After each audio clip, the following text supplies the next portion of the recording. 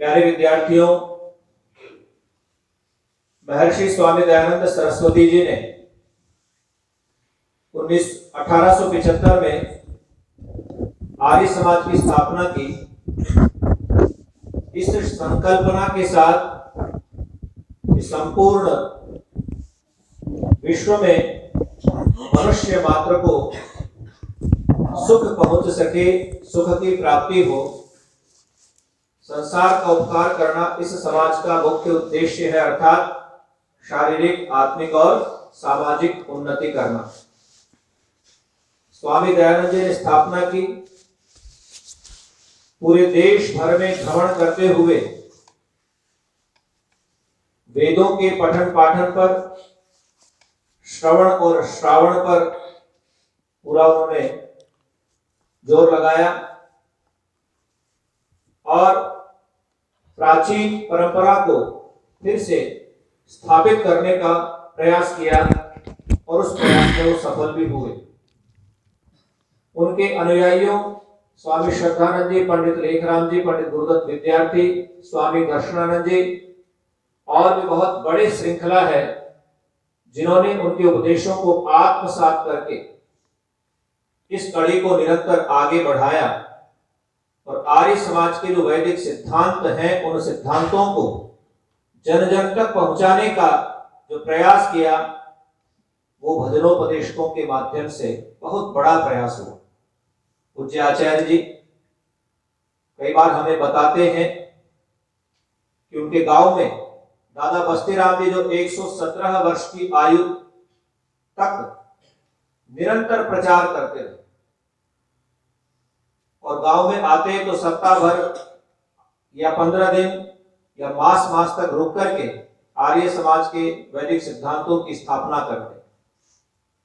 तो आज जो चहुं और आर्य समाज की दुंदुभी बसती हुई दिखाई देती है उसमें भजनोपदेशकों का बहुत बड़ा योगदान है।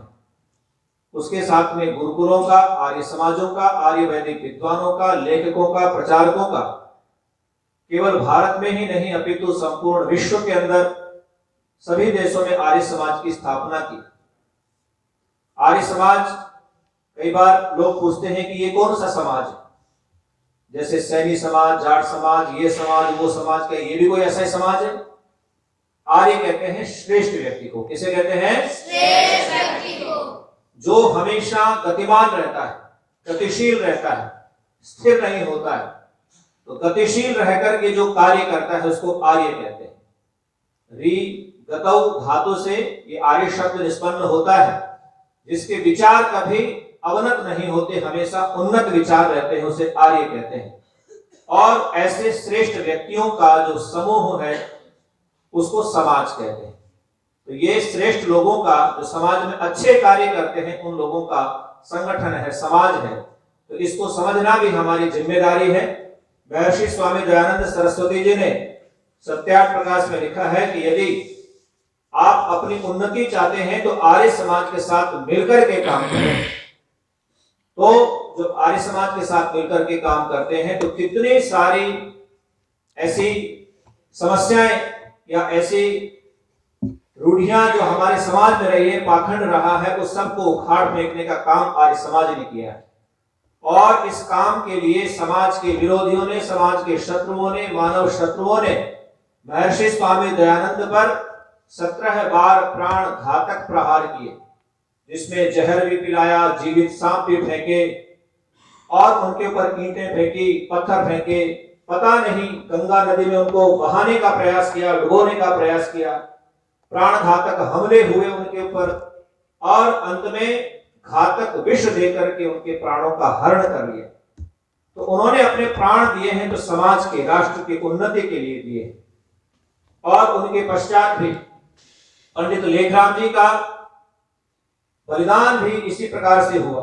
एक मतांध मुस्लिम नवयुवक ने उनका वध कर दिया। स्वामी श्रद्धानंद जी का, महाशय राजपाल जी का, कितनी बड़ी श्रृंखला है आर्य समाज की बलिदानियों की, जिन्होंने वेद की रक्षा के लिए, वेद की प्रतिष्ठा के लिए, वेद के प्रचार प्रसार के लिए अपने प्राणों की आहुति दे दी। तो प्यारे बच्चों, हमारा जो वैदिक धर्म है उसको समझना, उसको स्वीकार करना और तर्क बुद्धि रखना, कुतर्क नहीं, तर्क बुद्धि। और तर्क को ऋषि कहा गया है। उस तर्क की प्रतिष्ठा यदि सब जगह हो जाए तो समाज के अंदर से जो अज्ञान है, अंधकार है, तिमिर है, उसका नाश हो जाए।